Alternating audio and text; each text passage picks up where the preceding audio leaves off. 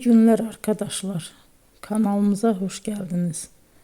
Bugün yine sizler için yepyeni videolarla karşınızdayım.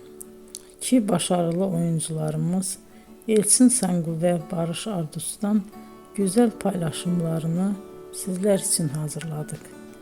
Elçin Sangu, Sevdim Alabora, Yalancı ve Mumları, Kiralık Aşk, İyi Günde Kötü Günde bu dizilerde rol almış ve herkes tarafından çok beğenilmiştir. Biz de Elçin Sangu ve Barış Ardus'tan en güzel sempatik fotolarını sizler için hazırladık. Bu karelerin devamını istiyorsanızsa emeğe saygı olarak kanalımıza abone olup yorum yazmayı unutmayın arkadaşlar. Teşekkür ederim.